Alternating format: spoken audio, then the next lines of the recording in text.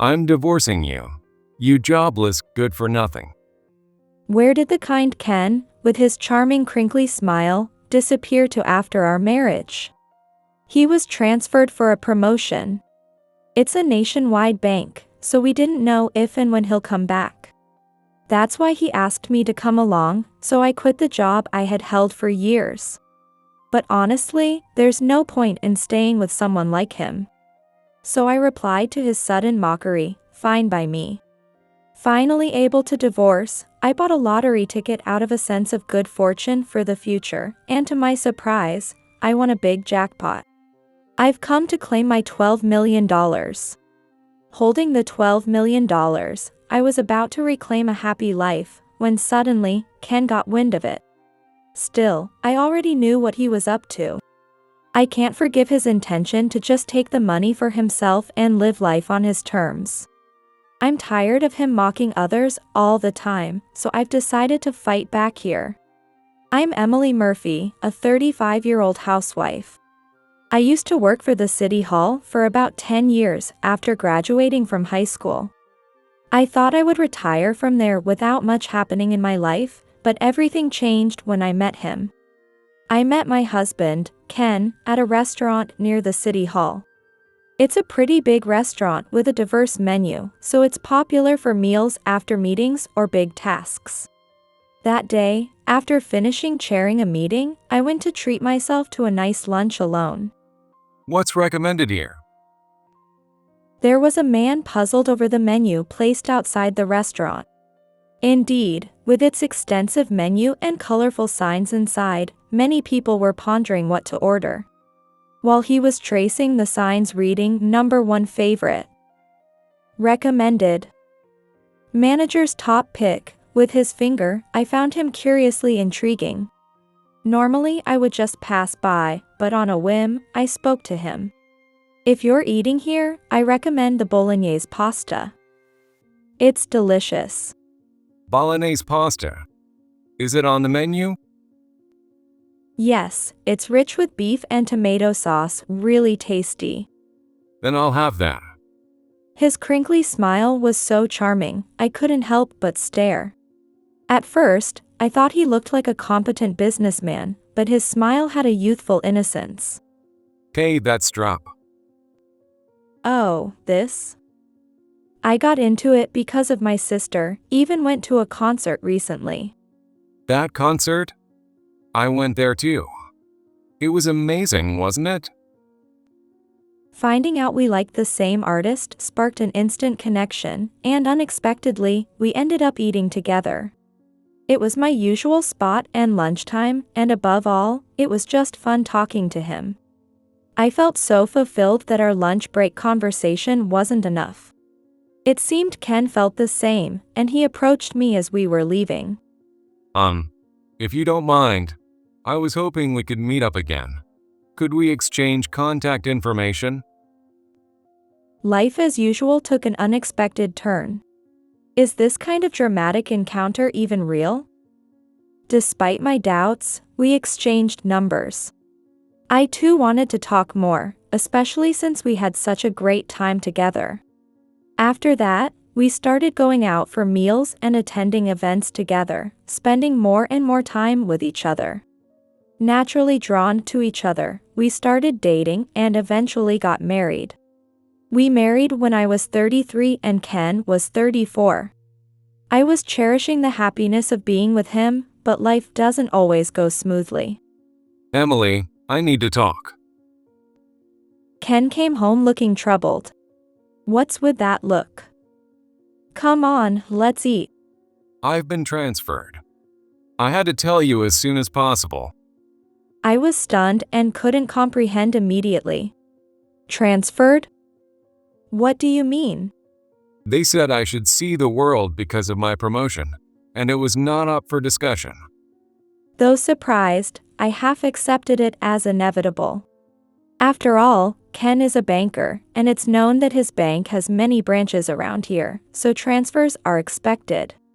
While I was prepared for a possible transfer, it was Ken's words and expression that concerned me. Would a normal transfer make him look so down? Wait a minute.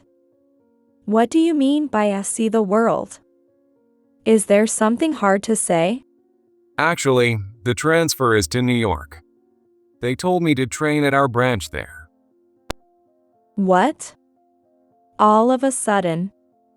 I knew as a banker you might be transferred, but New York of all places.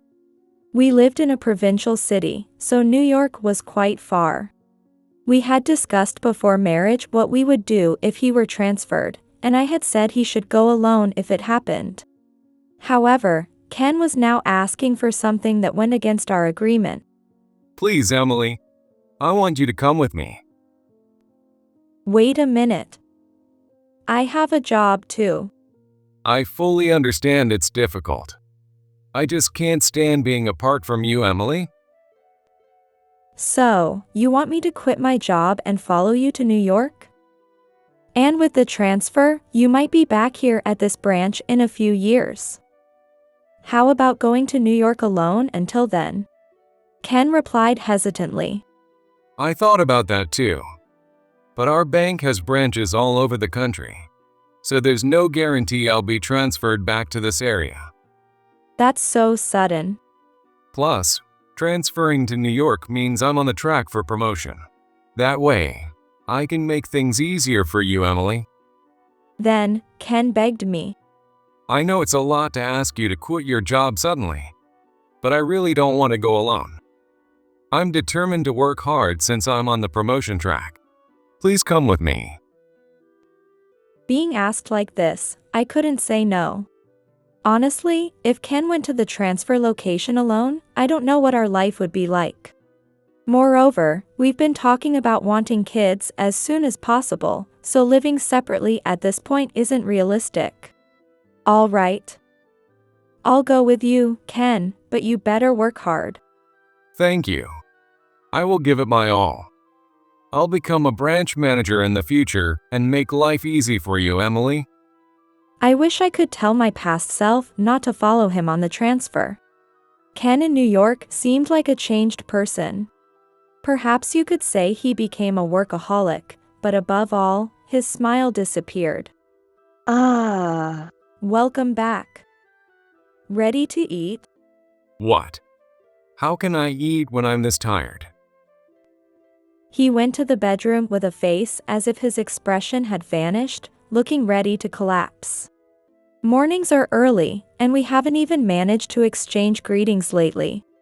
Ken, you look pale, are you okay? I haven't seen his crinkly smile in a long while. We hardly ever eat together anymore, and he always comes home past midnight. He was supposed to have weekends off, but he's rarely at home. Even when he does come home, he stays in the bedroom all the time. It's almost like living alone. I wonder if there was any point in quitting my job to follow him. I should have insisted on him going alone. But no matter how much I regret it, it's too late. I need to find something to do for myself. It's a waste just to pass the days aimlessly. Then one day, I saw a flyer in the mail and had an idea. If I'm going to be home all the time, I might as well start working, so I applied to a nearby cafe that was hiring. They were desperately short-staffed and hired me right away.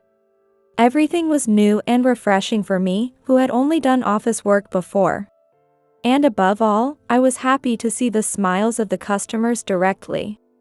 The cafe where I work is famous for its latte art, and people come from all around to see the owner's creations. I thought how fun it would be if I could make such beautiful latte art myself. Coming to New York and starting to work at this cafe, I found new joy. I was spending fulfilling days learning latte art from the manager during my free time. Gradually, I began to dream about making a career out of latte art. Around that time, I started to vaguely think about starting my own business. Owning my own shop and spreading the joy of latte art seemed like a lot of fun. I used these fantasies to escape from the daily misunderstandings with Ken. Eventually, this escapism transformed into a solid goal, and I began to research how to start my own shop more earnestly. That's not all. Why not try my luck? I also started buying lottery tickets as a charm. Working at the cafe was enjoyable, and I was earning my own money, which felt like killing two birds with one stone. However, Ken didn't seem to approve. There was a time during one of my days off, while I was practicing latte art, that Ken approached me in a grumpy mood. Hey, what's up with you lately? What do you mean? Did something weird happen?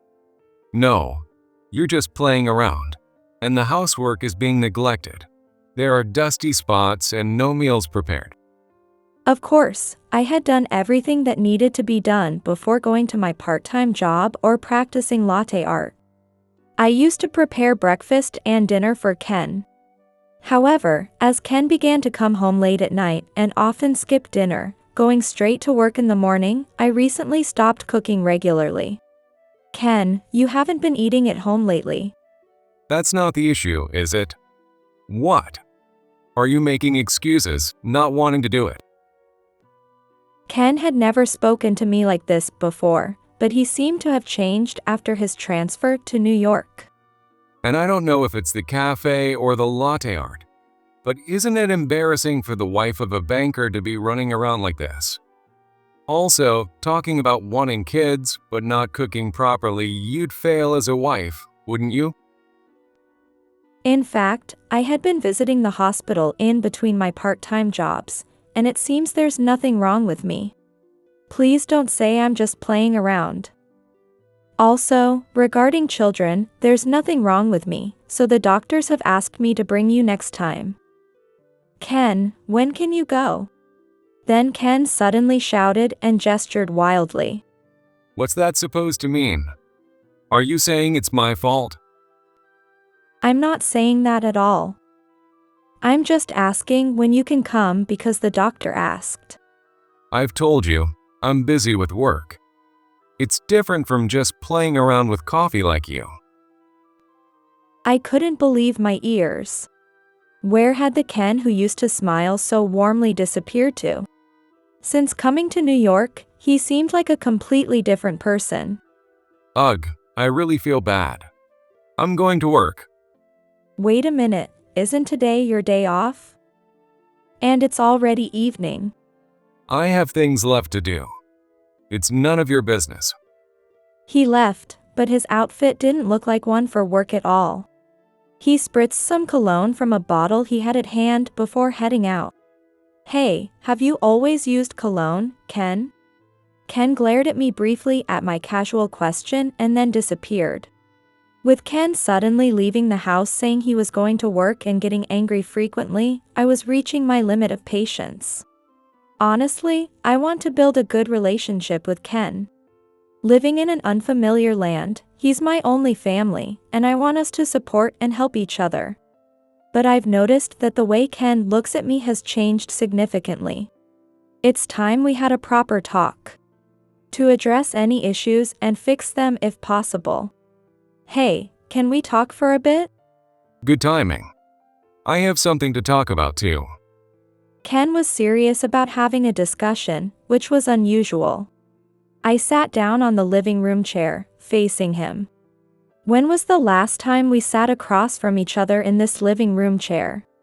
Lately, it feels like we haven't even been looking each other in the face properly.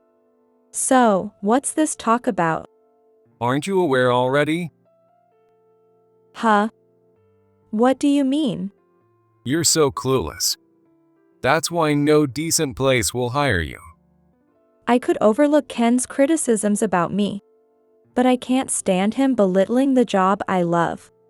Isn't it wrong to mock someone's job, no matter what kind of work you do yourself? I had a lot of resistance moving to a new place following the transfer, but here I discovered latte art, and I dreamed of making it the foundation of my life someday. It felt like Ken carelessly tainted the dream that I was working towards, the dream of eventually opening my own shop and seriously turning latte art into my career. There's no reason to mock the first dream I've found on my own. Huh? Job? Calling that kind of playtime a job is far more embarrassing. It's barely past playing house. That's not a real job. Cut it out. What are you trying to say? Then Ken smirked while waving a green piece of paper. A good-for-nothing who doesn't work gets a divorce. Saying that, he handed me the divorce papers. Divorce papers? That's right. You're living off your husband without working. Think about our different positions. So, that's the kind of person you are. I'm too busy with work to house a parasite. Does Ken think I desperately cling to not wanting a divorce? Holding the divorce papers in his hand, Ken stood there grinning at me. He seemed amused that I was staring intently at the divorce papers. Gradually, his tone became more irritated. You don't want to sign it, do you? Someone like you who's only a high school graduate and hasn't worked properly can't possibly find work outside now. What should I do with this, huh? Hurry up already.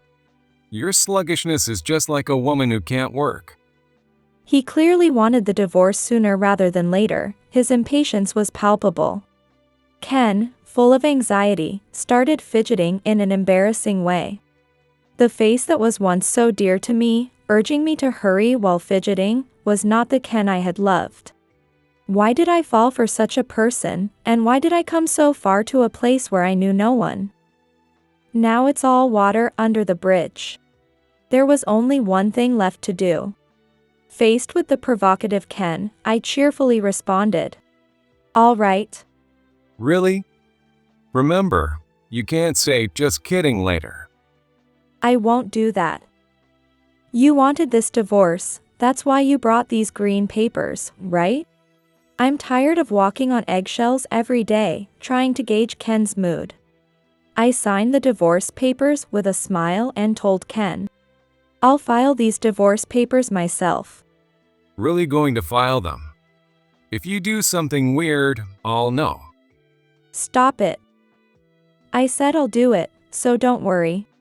After submitting the divorce papers and becoming a free woman, I decided to check my lottery ticket. I went to the usual lottery booth, where the familiar lady was, and handed her the ticket while making small talk. The lady, adeptly scanning the ticket, suddenly vanished with a strange noise. I was startled by her sudden disappearance, thinking she had fallen off the chair. But then, on the small display at the counter, the words "Congratulations" appeared alongside an unbelievable number. 1, 10, 100, $12 million. I was so shocked I was speechless. This was a promising restart. With this amount of money, my dream of owning my own shop felt significantly closer. I headed to the bank where Ken worked to cash in the money. There was no particular reason for choosing that bank. It just happened to be nearby, but I had no idea that visiting this bank would significantly change the situation. Holding a large amount of lottery money, I wanted to exchange it at the bank quickly because keeping it felt risky. As I waited at the bank after checking in, a woman approached me with a smirk. What brings you to a place like this? I thought it was a rather rude way for a bank employee to speak.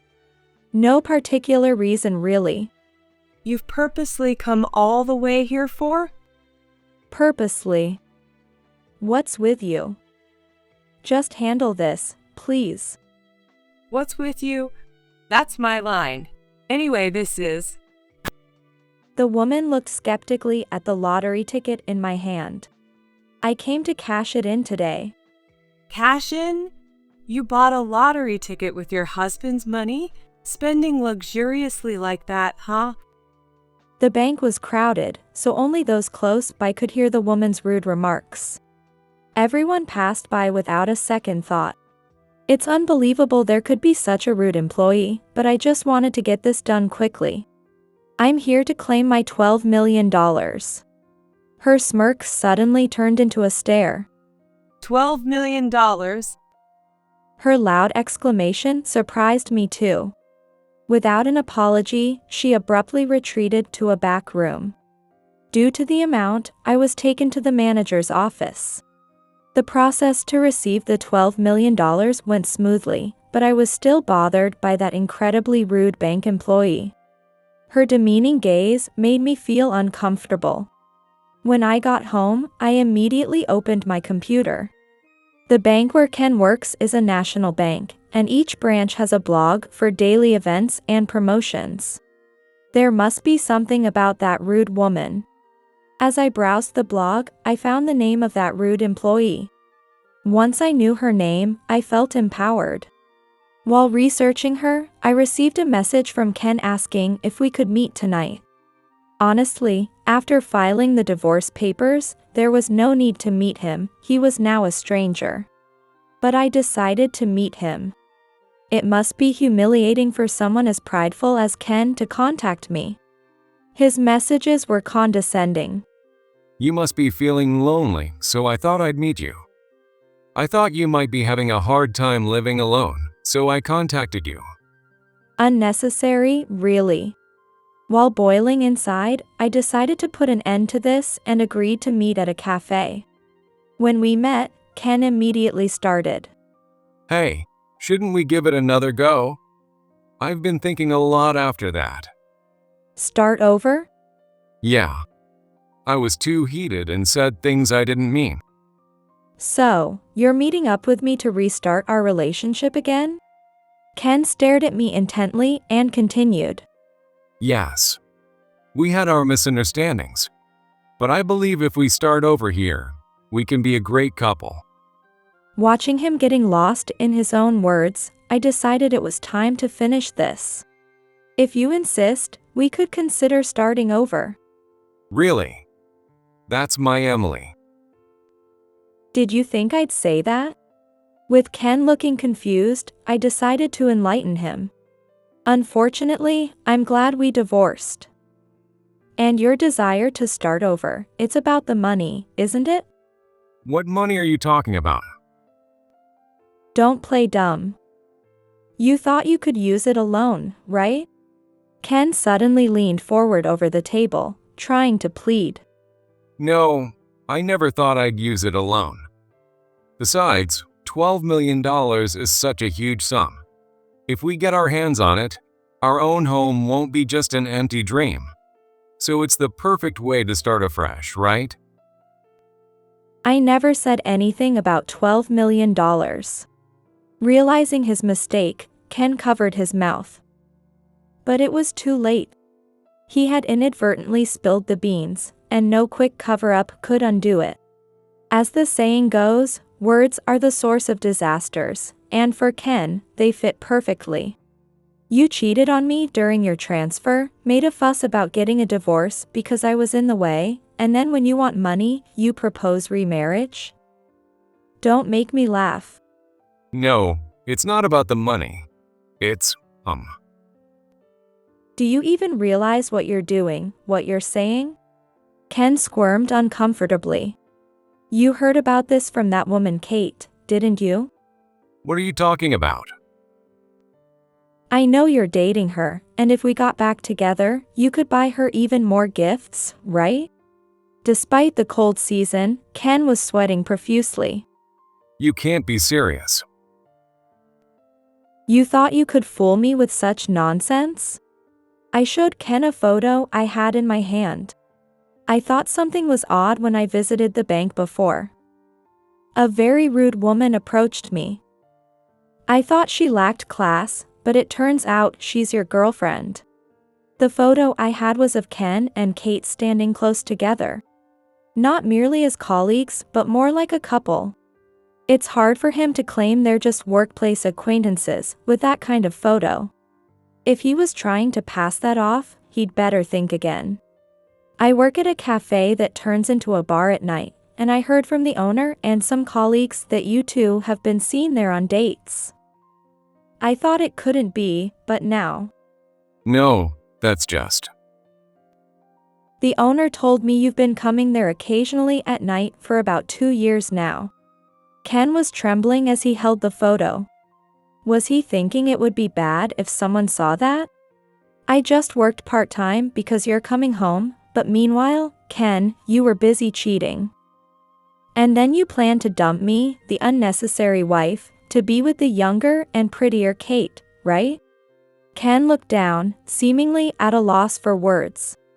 But then, my lottery win changed your mind, didn't it? Especially after hearing it was a substantial amount. He looked at me sharply, as if a sound effect of shock was perfect for the moment. I guess it hit the mark. So you thought if you withdrew the divorce, you could squeeze money out of me as your husband? That's right. Money is considered marital property, isn't it? We've been living together for years. And if we continue living together, it's definitely shared property. Wait, are you serious? I sighed upon hearing Ken's words. He thrust the divorce papers at me, and then he talked about reconciling as if it's all normal. Indeed, I have the lottery ticket, and by chance, it was a big win. But I bought the lottery after filing for divorce, after I had already submitted the divorce papers. What? What are you trying to say? Make it clear. That means it's not part of the marital assets.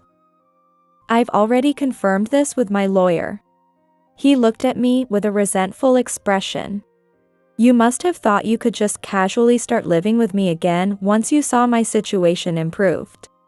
I never said that. No, but that's actually the case, isn't it?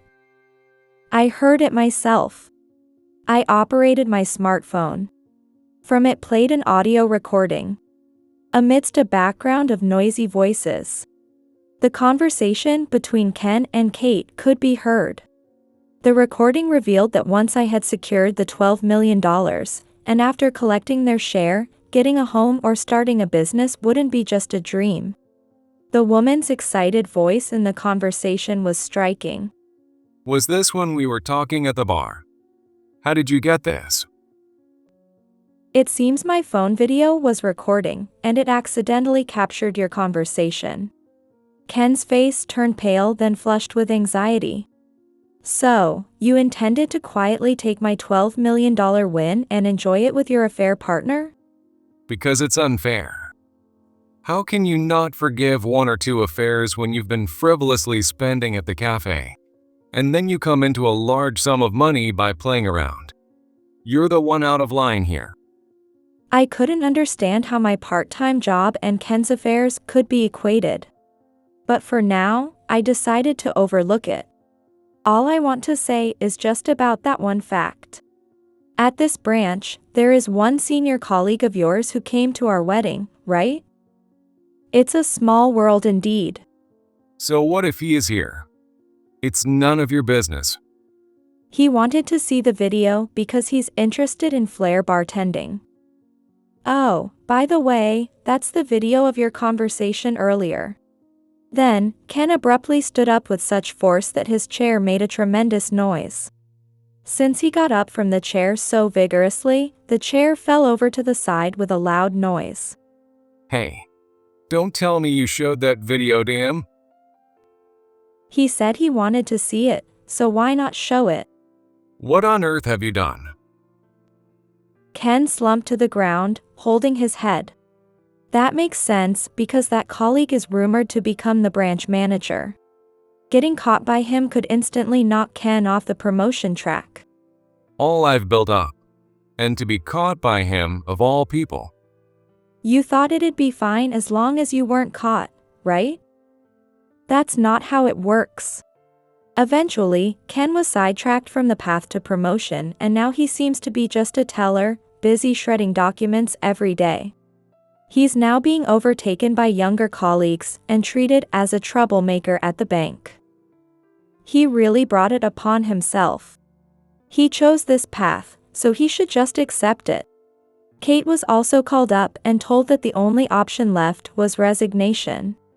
Kate really didn't want to resign and threw a fit, but with such a public affair, she had no choice but to resign. She eventually did resign. Regardless, Kate turned out to be someone who just couldn't do the job. She was unable to understand instructions, doing sloppy work. Now, she's registered with a temp agency but isn't working.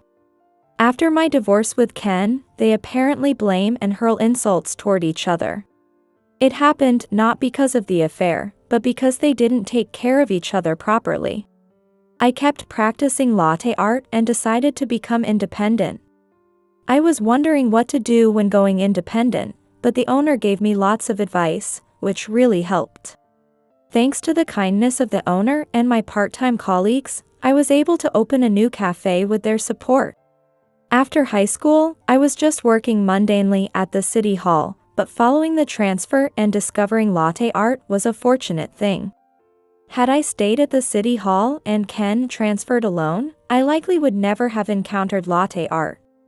There were anxious nights at first, but with the help of word of mouth and features in magazines, the customer traffic has been steady. I never dreamed I'd own my own shop. Life is so unpredictable. But that's why life is interesting. I'm thrilled to enrich my everyday life doing something I love.